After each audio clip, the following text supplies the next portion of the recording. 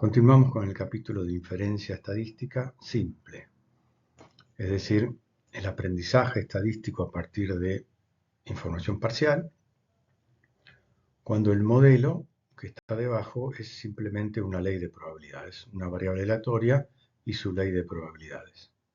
En realidad el problema que nos ocupa de hoy es el de comparar dos variables aleatorias. Por lo tanto, no va a haber una, sino dos variables aleatorias, cada una con su ley de probabilidades, y buscaremos comparar medias varianzas, compararlas entre sí. Comenzamos por las varianzas. Vamos a ver cómo se comparan las varianzas de dos poblaciones normales. Entonces el planteo es el siguiente. Tenemos dos variables aleatorias, x1 y x2, ambas con una ley de probabilidad normal, con sendas medias y varianzas. En principio las medias pueden ser iguales o distintas y las varianzas también. De hecho, nos enfocamos en comparar las varianzas.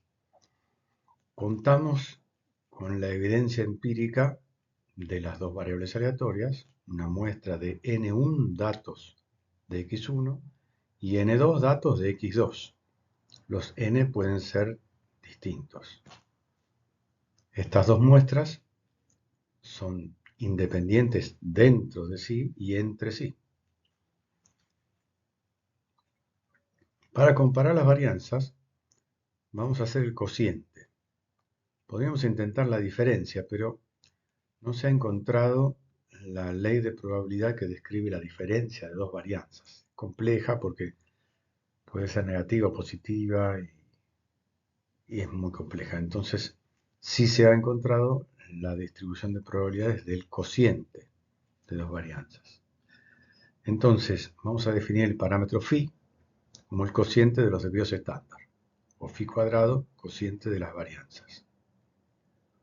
Lo vamos a estimar con los estimadores máximos verosímiles de las varianzas. ¿Por qué? Porque sabemos que los estimadores máximos verosímiles son invariantes frente a transformaciones, cualquiera. Entonces, como phi es una transformación de los desvíos, phi sombrero es una transformación de los estimadores máximos verosímiles, por lo tanto será máximo verosímil también. Este señor Snedeker, en colaboración con Ronald Fisher, halló la ley de probabilidad del cociente de los phi, o sea, el phi estimado dividido el phi elevado al cuadrado, sigue la ley llamada F en honor a Fisher por Snedeker. Entonces fíjense que phi sombrero cuadrado sobre phi cuadrado es igual al cociente de S1 cuadrado sobre sigma 1 cuadrado sobre S2 cuadrado sobre sigma 2 cuadrado. Si reorganizando el numerador y denominador, nos queda de esta manera. Es decir, es básicamente un cociente de g cuadrado. La de la primera variable y la segunda dividió la de la segunda variable, reducidas por su grado de libertad. Esta distribución es asimétrica con unas formas descritas en esta curva que está aquí, la función de densidad. A priori uno podría pensar que es parecida a la g cuadrado, pero no es nada parecida a la g cuadrado. Ahora vamos a ver que la f siempre oscila cerca de 1, alrededor de 1. En cambio, la g cuadrado oscila alrededor de su media, que son los grados de libertad, nu. No así la f de Snedeker. Pero sigamos viendo sus propiedades. La función de densidad de la f de Snedeker sigue esta compleja expresión que hay arriba. Es un caso de una ley beta invertida, muy compleja. Afortunadamente no la vamos a tener que calcular, lo va a hacer el software por nosotros y está tabulada. Pero lo interesante de su esperanza matemática, fíjense, es nu2 sobre nu2 menos 2. No interviene nu1 en la esperanza matemática y este cociente cuando nu crece tiende a 1. Es lo que decíamos antes. La f de Snedeker oscila alrededor de 1 o aproximadamente 1.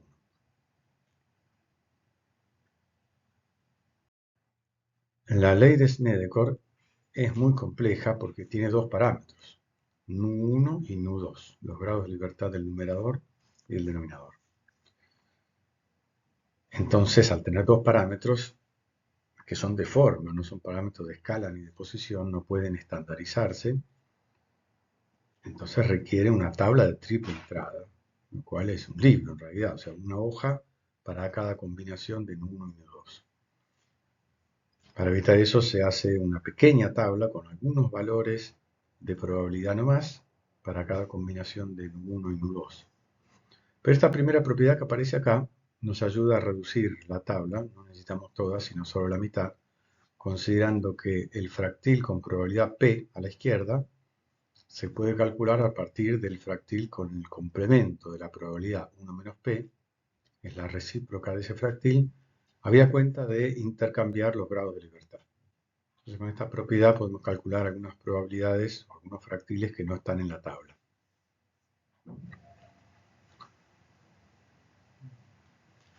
Además tiene alguna relación con la beta, pero esto mayormente no lo vamos a usar porque el Excel nos permite calcular las probabilidades sin recurrir a estas equivalencias.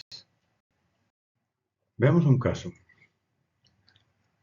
En una planta se considera cambiar la composición de una pieza, o sea, cambiar la materia prima con la que se fabrica por otra más costosa, con la idea de reducir la variabilidad en su dimensión crítica. Imaginemos que se trata de cerámicas. Si las cerámicas que salen del proceso tienen un tamaño variable, muy variable, no sirven. Colocadas en un piso o una pared resulta una estética muy mala. Y traen otros problemas de corte y demás. Entonces, la dimensión tiene que ser estable. O sea, la varianza de la dimensión tiene que ser lo más baja posible. Entonces se desea cambiar la arcilla con la que se fabrican para que la dimensión sea más estable. Pero es más costosa la nueva arcilla que están considerando, por lo tanto quieren no simplemente que se reduzca la varianza, sino que se reduzca bastante. Entonces la idea es que si baja solo un 20%, no conviene todavía, tiene que bajar más de un 20%. Entonces, si baja un 20%, que es poco para el costo que tiene, se establece un riesgo máximo del 10% de adoptar la nueva materia prima cuando solo se disminuye su variabilidad en 20%. Y la de variabilidad medida por el desvío estándar, no por la varianza en este caso. Entonces se toman dos muestras porque no se conoce el desvío estándar de la fabricación actual. No se conoce. Quizás se conoce la media, pero no se conoce el desvío estándar. Entonces se toman 21 piezas al azar de la fabricación con la materia prima actual, luego se pone a probar el proceso con la materia prima nueva, la que están considerando la más costosa, y se obtienen 13 unidades al azar. Para la materia prima actual se observa un desvío estándar de 0,084, o sea, una varianza de 0,084 al cuadrado, y para la composición nueva 0,060, el desvío estándar. La idea es observar si esta reducción de 0,084 a 0,060 es suficiente para recomendar el cambio de materia prima. Se trata de un problema a simple extremidad. Si el desvío estándar con la nueva materia prima es muy pero muy pequeño, no preocupa, bienvenido sea. Preocupa solamente el lado en el que no sea menor o no sea suficientemente menor, porque establecimos un punto de corte en 0,8, en una reducción del 20%. Analicemos las decisiones. La decisión de la compañía tiene dos alternativas. Pueden cambiar la composición de la pieza hasta la nueva materia prima. Y eso lo van a hacer cuando el desvío estándar sea bastante más chico que el actual, o sea, 20% más chico que el actual o todavía más chico. Entonces comparamos sigma 2 contra 0.8 sigma 1. Porque es más costosa la materia prima, entonces no alcanza con reducirla un poquito. Es necesario reducirla por lo menos en 20%.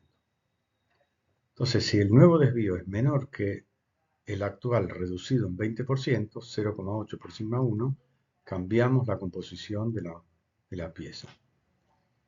En cambio, si el desvío estándar nuevo, con la nueva composición, no alcanzara esa reducción, no cambiamos la composición de la pieza. Veamos cuál de estas dos alternativas de decisión es la más crítica para establecer la hipótesis nula. Generalmente el cambio introduce riesgos, genera inversiones, curvas de aprendizaje hasta alcanzar una productividad, por lo tanto una pérdida inicial de productividad. Por lo tanto, cambiar la composición es la decisión más crítica entre las dos. Vamos a asumir eso, porque podría pensarse en algún contexto en que no lo fuera, pero sería un poco artificial en este caso. Entonces, cambiar la composición se realiza cuando sigma 2 es menor que sigma 1 reducido en 20%. Por lo tanto, vamos a dar vuelta a esto, lo vamos a negar para establecer la hipótesis nula. Sigma 2 mayor o igual que 0.8 por sigma 1. Cuando rechacemos esta hipótesis nula, vamos a tomar la decisión más crítica, como corresponde. La hipótesis nula, sombreada en color salmón, puede expresarse con el parámetro phi de esta manera. Fíjense, el parámetro phi es sigma 1 sobre sigma 2. Entonces paso sigma 2 dividiendo a la derecha y el 0,8 lo paso dividiendo a la izquierda. Y queda 1,25, 1 sobre 0,8.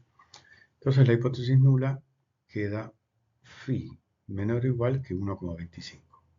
Es exactamente equivalente a la anterior. Entonces, vamos a trabajar con esta hipótesis nula. Asumimos un riesgo alfa máximo 10%. Atento a las implicancias económicas de la decisión. Y pasamos al tercer paso, el validar la hipótesis nula. Asumimos que la hipótesis nula es verdadera por un ratito. O sea, phi igual 1,25 en el extremo. Y calculamos el estadístico utilizando el phi 0, o sea 1,25, en vez de phi.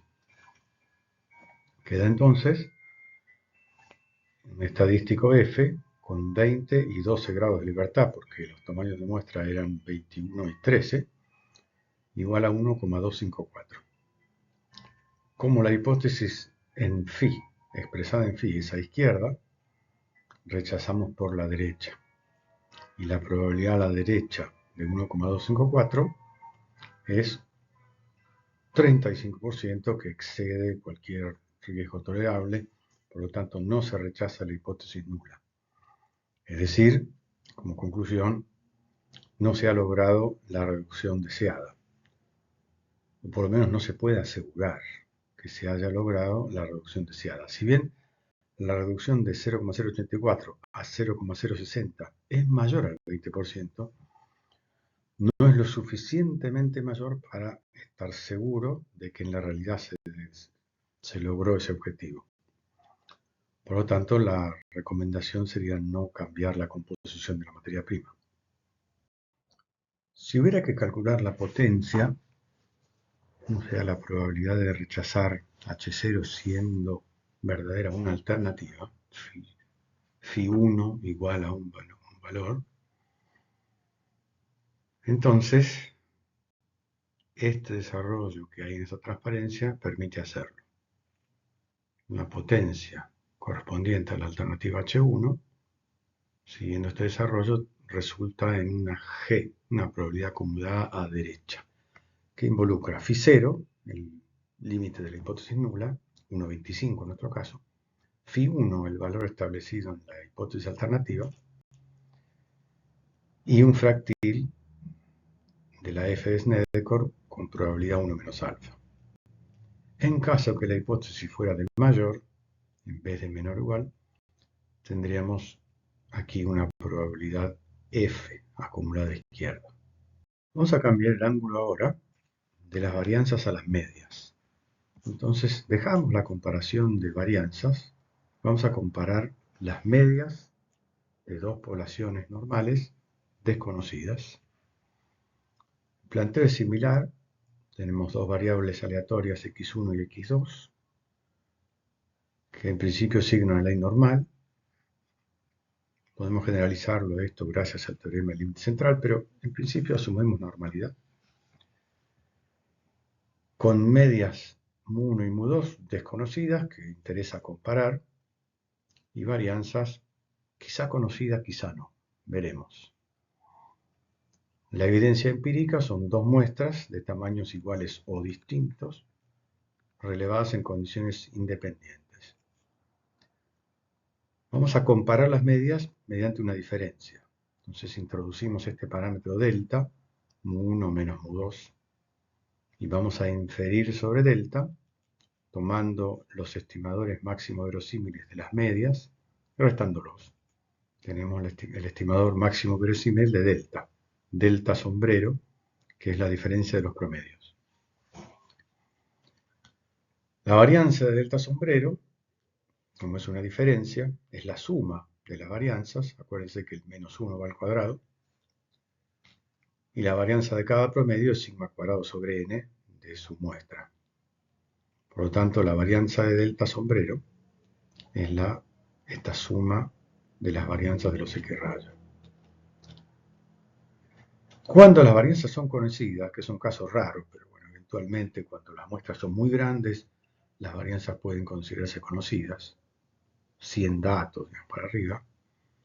Entonces, si las varianzas son conocidas o pueden considerarse conocidas, entonces ya tenemos la solución. Si delta sombrero es una combinación lineal de dos promedios, que a su vez son combinación lineal de los datos normales, entonces, como toda combinación lineal de normal es una normal, delta sombrero sigue la ley normal. Exactamente. Entonces la podemos estandarizar generando el estadístico Z que está aquí abajo, delta sombrero menos su media, delta, dividido este desvío estándar que surge de la expresión que recién acabamos de demostrar. Sigue una normal 0,1 y con esto podemos hacer intervalos de confianza o ensayo de hipótesis. Para comparación siempre va a ser más natural hacer un ensayo de hipótesis, más fácil que hacer un intervalo de confianza, porque sería un intervalo de confianza para la diferencia, que es algo medio abstracto. Entonces con este estadístico haríamos la comparación de medias. El problema es que generalmente se desconocen las varianzas y las muestras no son tan grandes como para asumir que sus estimaciones son perfectas, o casi perfectas. Estamos en un contexto entonces, casi siempre, de varianzas desconocidas. Entonces se nos puede ocurrir tomar la estimación del sigma cuadrado que habíamos planteado en la transparencia anterior, que consiste en reemplazar las varianzas por sus estimaciones S cuadrado, como está en la expresión de arriba. Sería un estimador máximo verosímil. Pero lamentablemente, este estimador no sigue una ley G cuadrado. Si fuera una sola población, sí, pero al ser dos poblaciones, esta forma de calcular la varianza de la delta sombrero no conduce a una G cuadrado. Por lo tanto, no se puede construir una T de Student que exige que el denominador sea la raíz cuadrada de una G cuadrado reducida en los grados de libertad. No se puede hacer eso. No es igual y la diferencia no es despreciable. Este problema, llamado de Fisher y Behrens, no tiene solución exacta, la han buscado un montón de tiempo, los matemáticos no la han encontrado, y a cambio se han desarrollado varias aproximaciones. Vamos a ver una debida a este señor Welch, que fíjense lo que plantea. Este señor Welch va por más y dice, bueno, si no se puede construir un ají cuadrado, vamos a forzarla.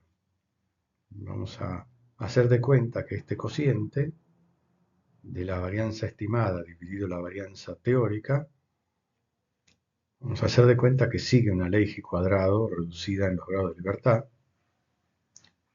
que no es verdad, pero vamos a buscar unos grados de libertad nu que no sean verdaderos grados de libertad, sino que sea el valor de nu que hace que esta aproximación sea lo mejor posible, de lo que dé, aunque dé cualquier cosa, aunque no sea la suma de los dos grados de libertad ni nada parecido, puede ser muy distinto, pero sí que logre que esta aproximación sea lo mejor posible. Entonces, Welch plantea que la varianza del cociente de la varianza estimada dividido la varianza teórica debe ser igual a la varianza del G cuadrado reducida en los grados de libertad, para que la aproximación sea lo mejor posible igual a las varianzas. Entonces, mediante este desarrollo vamos a calcular la varianza del miembro izquierdo y la del derecho, que es más conocida. Veamos, el denominador, que está dentro del paréntesis, es una constante, porque sigma y sigma son dos parámetros desconocidos pero fijos, no son aleatorios. En cambio, ese cuadrado son aleatorios. Entonces puede salir fuera de la varianza elevado al cuadrado. Es un coeficiente que sale de la varianza elevado al cuadrado. Y luego, como las dos muestras son independientes entre sí, entonces la varianza de la suma de estas dos varianzas es igual a la suma de las varianzas. Se mete adentro de esta suma porque son independientes y no tienen covarianza, no tienen término de covarianza que agregar. Del otro lado, dejamos afuera el coeficiente 1 sobre nu, que sale al cuadrado, y nos queda la varianza del G cuadrado. Pasamos al renglón que sigue, y en este renglón sacamos fuera de la varianza el coeficiente 1 sobre n1 y 1 sobre n2 al cuadrado, porque es una constante, y la varianza de cada s cuadrado, como vimos hace una clase, es igual a 2 sobre nu por sigma a la cuarta. Lo mismo en ambos términos. En el otro miembro, la varianza de una G cuadrado es 2 veces nu, como vimos en clases anteriores. Entonces, redistribuyendo un poquito los elementos de esta expresión, nos queda la expresión recuadrada, de la cual vamos a calcular nu. Es decir, fíjense que en este caso todo es dato, salvo los grados de libertad, estos inventados, con el propósito de optimizar la aproximación. Tenemos N1 y N2 que son datos, tamaño de muestra. Nu1 y Nu2 son los tamaños de muestra restando 1. Los sigma no son reales, pero podemos reemplazarlos por las estimaciones. Total, estamos haciendo una aproximación. Y lo único que queda incógnita es nu. Despejando nu de acá, entonces obtenemos el valor de nu, que hace que la aproximación sea lo mejor posible, y entonces eso nos habilita a usar una t-student con este denominador, siempre con los grados de libertad que acabamos de calcular.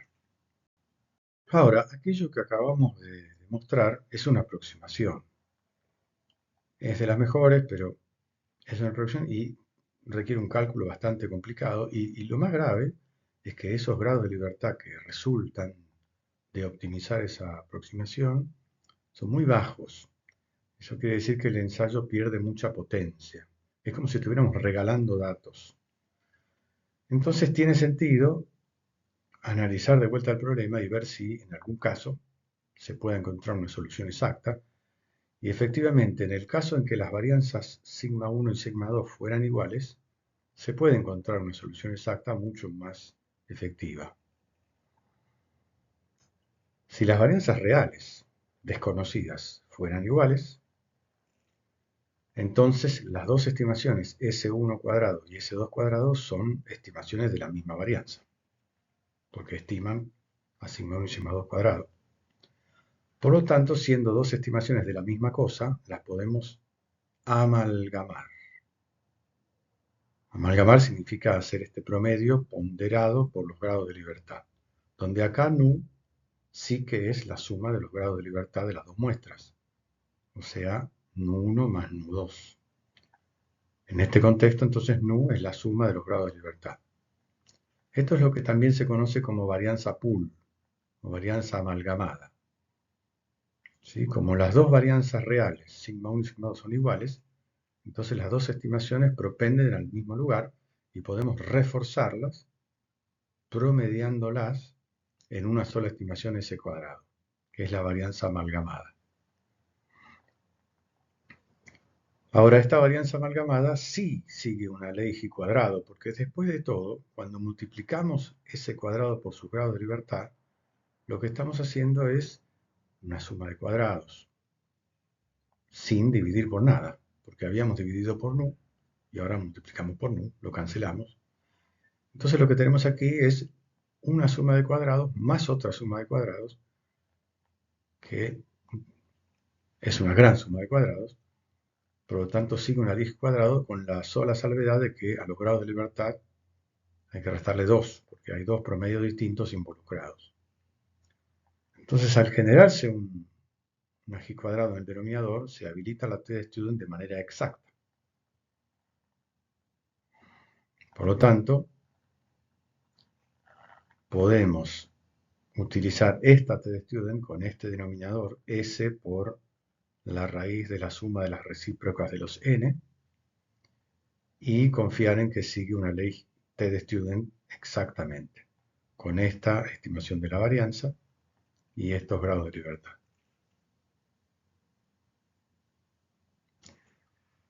Esto entonces nos deja un problema, que es determinar si se cumple la igualdad de las varianzas. ¿Cómo sabemos si se cumple si son ambas desconocidas? Bueno, pero ya aprendimos a comparar varianzas, por lo tanto, antes de hacer una comparación de media, se impone un chequeo de igualdad de varianzas. Vamos a ensayar la igualdad de varianzas. Si esa hipótesis es rechazada, procedemos con la aproximación de Welch. En cambio, si la hipótesis no es rechazada y podemos admitir que sean iguales, utilizamos el procedimiento exacto de esta transparencia. Veamos un caso de aplicación, un caso de diseño de producto. Una compañía automotriz produce un modelo de auto con un motor 1.8 litros de 125 caballos. Pero recientemente ha desarrollado una variante turboalimentada. El turbo representa una mejora del motor, una tecnología mucho más sofisticada, en la cual se aprovechan los gases de escape, que tienen una energía remanente, se aprovecha esa energía para impulsar la entrada de aire a los cilindros. Y de esa manera se puede inyectar más nafta y tener mayor potencia en cada vuelta del cigüeñal. Entonces este motor 1.8 turbo tiene una mayor potencia, 180 caballos. Obviamente se descarta que su velocidad final y aceleración van a ser mayores, pero interesa comparar el consumo de nafta porque no se sabe si el consumo de nafta va a ser mayor o menor. En principio uno podría decir, bueno, va a consumir más nafta porque en cada vuelta del cigüeñal entra más nafta. Pero cada vuelta del cigüeñal produce mayor potencia. Por lo tanto, para realizar el mismo trabajo necesita menos vueltas. Y entonces no sabemos cuál de los dos va a consumir más combustible. Especialmente interesa el régimen urbano, que es donde más consumen los autos. Un auto, un motor estándar de un automóvil en régimen de ruta puede consumir 6 litros cada 100 kilómetros, 6, 7 litros, o quizá menos si es un motor chico, pero en ciudad fácilmente ese 6 se transforma en 12 o 15, porque el régimen de acelerar, arrancar y frenar, eso implica un consumo mucho mayor. Entonces lo quieren medir en régimen urbano. Entonces toman una muestra de 50 recorridos en la ciudad y envían un auto del motor 1.8 litros, el aspirado, el normal, lo envían a hacer esos 50 recorridos y miden el consumo de combustible. En litros cada 100 kilómetros. O sea, no importa que los recorridos sean de distinta distancia, todos se estandarizan en litros de combustible cada 100 kilómetros. Lo mismo hacen con el modelo 1.8 Turbo, pero en este caso utilizan 15 recorridos elegidos al azar en la ciudad. Y obtienen estos resultados. De los 50 observaciones del modelo aspirado, 1.8, el consumo resultó en promedio 12,01 litros cada 100 kilómetros, con un desvío estándar de 1.72. Y de los 15 recorridos del 1.8 Turbo resultó una media empírica de 11,13 litros cada 100 kilómetros, con un desvío estándar de 2. Bueno, veamos cómo lo resolvemos. Como hay dos métodos para resolver esto, uno que supone que las varianzas son iguales, que no sabemos porque son desconocidas, tenemos dos estimaciones que son distintas, obviamente. Los resultados empíricos de una muestra siempre van a ser distintos porque están sujetos a fluctuaciones aleatorias. Las verdaderas varianzas no las conocemos y por lo tanto no sabemos si son iguales. Entonces, no sabemos si podemos utilizar el método homocedástico, que asume varianzas iguales, que sería ideal, pero no sabemos si podemos usarlo. Y en caso de no poder usarlo, habría que recurrir al método aproximado de Welch, que es menos potente, pero sería la única alternativa. Entonces, vamos a empezar por comparar las varianzas. Entonces, no vamos a la comparación de medias directamente, sino empezamos por comparar las varianzas. Verificación de homocedasticidad. Homocedasticidad significa igualdad de varianzas. Por hipótesis, suponemos que son iguales. Tomamos el estadístico F, con un parámetro phi igual a 1, porque el cociente de las phi es el cociente de los desvíos estándar. La hipótesis es equivalente a phi igual a 1. Entonces calculamos el F de Snedeker y nos da 0,74 aproximadamente, que como alfa asterisco, siendo la hipótesis a doble extremidad, es 2 veces 0,21, está 42%. Luego la hipótesis de homocedasticidad no se rechaza. Como además es bastante razonable suponer que las varianzas puedan ser iguales, se trata de dos motores iguales salvo por el dispositivo de turboalimentación, entonces vamos a ir un poquito más allá y vamos a aceptar la homocedasticidad. ¿Sí? Lo que hemos logrado demostrar probabilísticamente es que no se rechaza. Ahora vamos a paso más allá y lo vamos a aceptar. Por dos razones. Por un lado, porque no se rechazó y es razonable suponer que sean iguales. Y por otro lado, porque se trata de una decisión puramente técnica que solamente conduce a una decisión de usar un método o el otro, no a una decisión de negocio. Entonces, si podemos asumir que las varianzas son iguales, vamos a amalgamar las estimaciones de las varianzas mediante esta fórmula S cuadrado, que resulta en un desvío de 1.786. Una varianza de 1.786 al cuadrado, un desvío 1,786. Y procedemos a la comparación de muestras, de medias. Vamos a plantear una hipótesis de igualdad porque no tenemos razones para pensar que uno de los dos motores va a consumir más que el otro, ni hay una decisión de lanzar un motor nuevo si consume menos, o nada de eso. Simplemente queremos saber para eventualmente utilizarlo en la comunicación publicitaria, nada más. Entonces planteamos la hipótesis de igualdad de medias a doble extremidad, que equivale a delta igual a 0. Adoptamos un alfa de 10% y veamos cómo resulta. Vamos a validar la hipótesis nula que planteamos antes. Suponemos que es verdadera por un ratito. Entonces delta es igual a 0. Delta 0 es igual a 0. Y planteamos la t-de-student tomando delta sombrero, que es la diferencia de los promedios, menos 0, que es el delta de la hipótesis, igualdad de medias. Y tomamos en el denominador el desvío que calculamos antes, la varianza amalgamada, su raíz cuadrada, y la raíz cuadrada de la recíproca, de la suma de las recíprocas de los tamaños de muestra.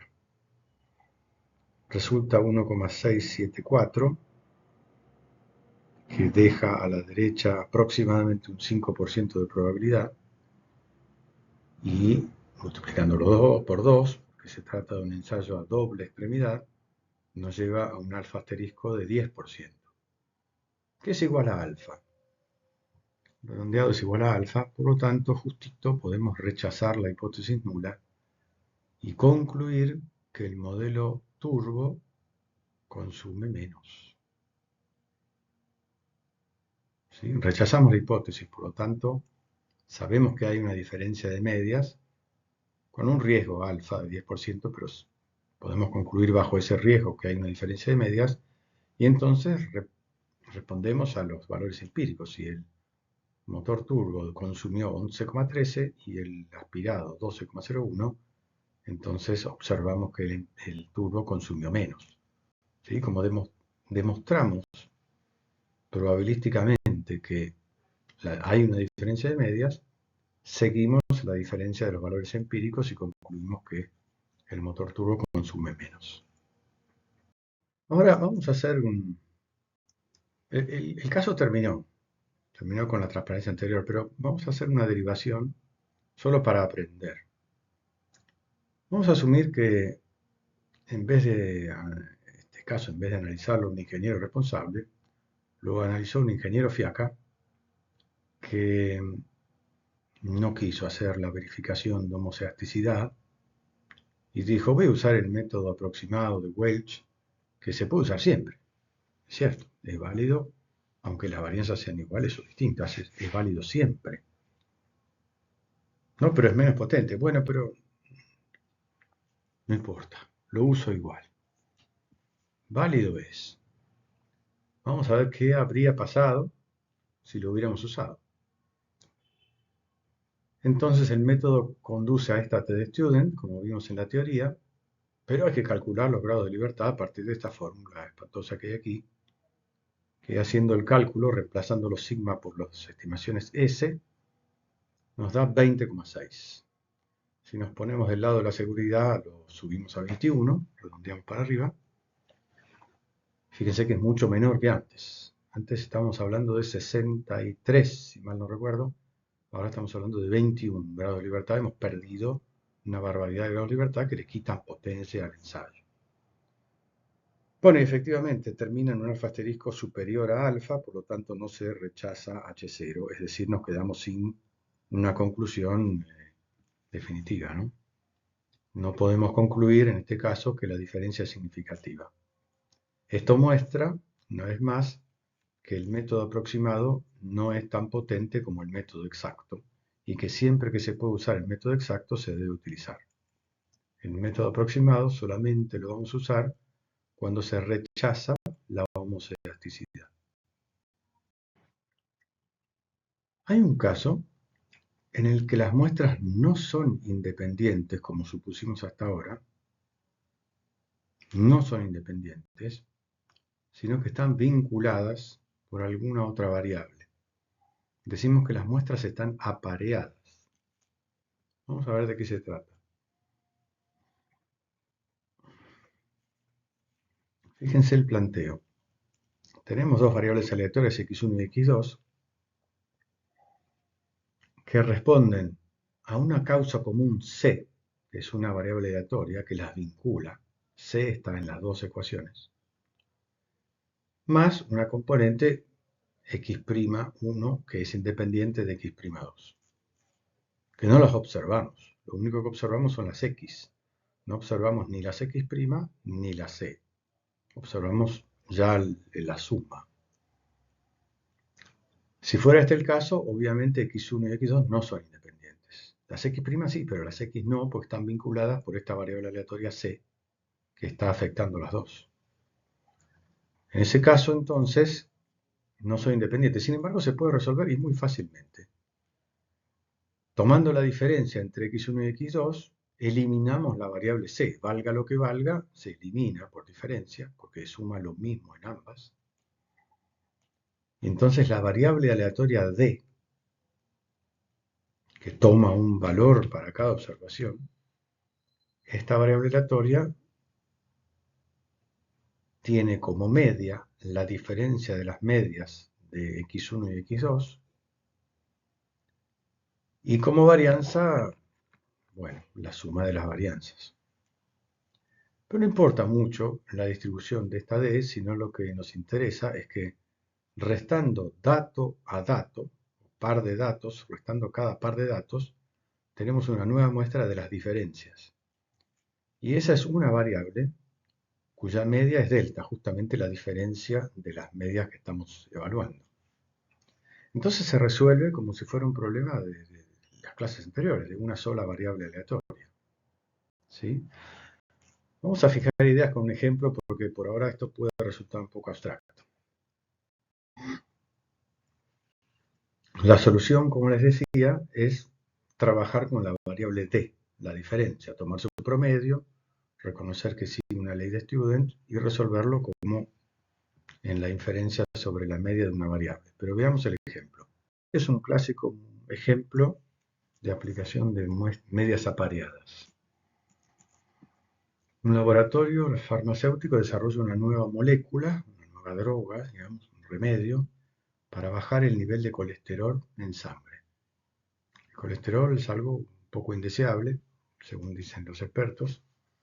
Si se exceden ciertos niveles, puede ser peligroso para el corazón. Entonces, ¿cómo se hace el experimento para probar el remedio? Se tomaron 12 pacientes voluntarios que tienen diferentes niveles de colesterol, muy variables. Se registró el nivel de colesterol antes de hacer el tratamiento con el remedio.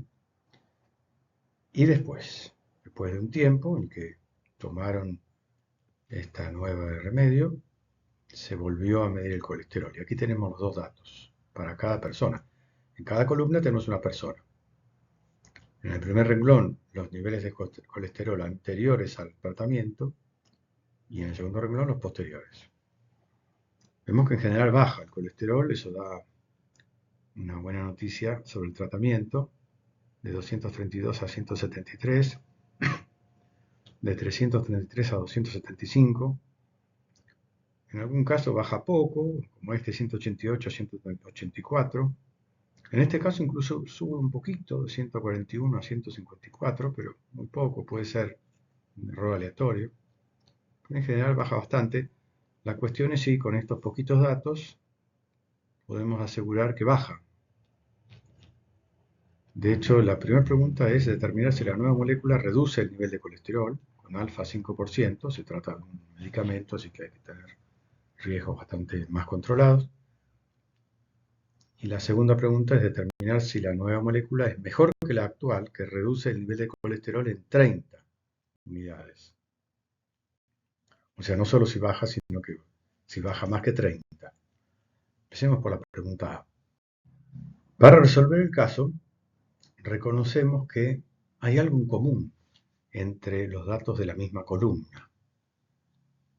Es la misma persona, el mismo organismo, la misma biología, ¿no? Y eso establece un montón, es decir, no es lo mismo este que empezó con 333 unidades de colesterol a este otro que empezó con 141, que está muy bien. El nivel normal, si mal no recuerdo, está alrededor de 200, 220, por ahí. Entonces no es lo mismo lo que va a poder bajar en el caso en que empezó en 333, que está muy alto, o el que empezó en 141, que ya lo tiene bajo. Naturalmente, en los que más tiene, probablemente baje hasta un nivel mayor que en los que menos tiene, que va a bajar hasta un nivel menor. El valor de partida responde al organismo y va a marcar un punto de partida que va a influir en el punto de llegada después del medicamento. Es decir, la causa común que vincula los pares de datos es en este caso la persona, el organismo. Fíjense que unas muestras apareadas tienen que tener el mismo tamaño, porque la unidad experimental es común, la unidad de análisis es común, la misma persona, el mismo sujeto sobre el que se toman las medidas. Siempre hay algo común entre cada par de datos, por lo tanto, tiene que estar apareados, no puede los n ser distintos. Pero no alcanza que los n sean iguales para decir que las muestras son apareadas. Si yo hubiera tomado 12 individuos a los que no se le aplicó el tratamiento y otros 12 individuos a los que sí se le aplicó, por más que ponga los datos uno arriba del otro, no estarían apareados. ¿Correcto? O sea, el apareamiento es algo mayor, algo sustancial que hay en el fondo, en el diseño del experimento. Bueno, vamos entonces a aprovechar ese apareamiento tomando las diferencias y eliminando el efecto del organismo de esa manera. Si un organismo partía de un nivel muy alto, ya no importa porque tomé la diferencia. ¿Cuánto bajó? La variable D es cuánto bajó el nivel de colesterol, independientemente del punto de partida. Y la hipótesis tendrá que ver con D, con la media de D, que es delta, que a su vez es la diferencia de las medias de las dos poblaciones originales. Va a ser una hipótesis a simple extremidad. Si baja mucho el colesterol, en principio no preocupa. Si baja poco, sería un medicamento poco efectivo. Entonces, siendo una hipótesis a simple extremidad, me debo fijar en las dos decisiones, las dos alternativas que tiene la compañía, que son concluir que la droga es efectiva y pasar a instancias posteriores de evaluación o lanzarla al mercado, o concluir que no es efectiva, y en ese caso el desarrollo queda trunco. Cuando delta es mayor que cero, o sea, cuando hay una baja positiva, vamos a concluir que la droga es efectiva. En cambio, si la baja es negativa, o sea, si sube el nivel de colesterol, no sería efectiva. De las dos, la más crítica es concluir que la droga es efectiva porque en ese caso va a salir al mercado o va a pasar a una instancia posterior con una prueba masiva y, bueno, si no es efectiva, eso puede traer problemas. Entonces, claramente, la alternativa más delicada, más crítica, es la primera. Vamos a admitir un riesgo del 5% y proceder a plantear la hipótesis delta menor o igual que cero, dando vuelta a la condición para concluir con su rechazo que la droga es efectiva. Como decíamos antes, entonces, tomando la alternativa que la droga es efectiva como la más delicada, la más crítica, que implica una serie de riesgos de mercado o de futura experimentación, vamos a dar vuelta a la condición de delta mayor que cero, o sea que efectivamente reduce el colesterol, para plantear la hipótesis nula, H0, delta menor o igual que cero. La hipótesis nula dice entonces que el medicamento no logra reducir el colesterol y si la rechazamos concluiremos con riesgo controlado por 5% que la droga es efectiva. Vamos a la etapa de validación de la hipótesis nula. Suponemos que es verdadera por un ratito, o sea, delta igual a 0. Reemplazamos delta 0 por 0. La baja media del nivel de colesterol es 34,58 y el desvío estándar de la reducción de colesterol de esos 12 valores es 29,94, resultando en un estadístico T de 4,01, que es enorme. Una estadística de 4,01 es enorme. Y efectivamente la probabilidad a la derecha de ese valor es 0,1%, lo que permite rechazar contundentemente la hipótesis nula. Y concluimos que la droga es efectiva. Si por error no se hubiera reconocido que la muestra está apareada y habríamos empleado el método que vimos hace un rato, bueno, no se hubiera conseguido discernir la diferencia. Sería un error. Con lo cual hay que fijarse bien si las muestras están apareadas, porque no da lo mismo el método de análisis.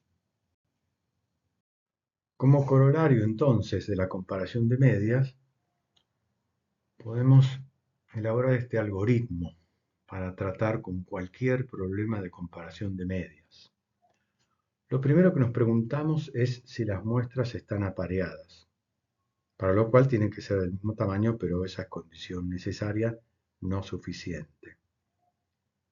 Si reconocemos que hay algo en común que vincula a los pares de datos, decimos que las muestras están apareadas y entonces vamos por abajo en este diagrama y calculamos las diferencias entre los valores muestrales e inferimos sobre una sola variable aleatoria la variable diferencia, como lo acabamos de hacer.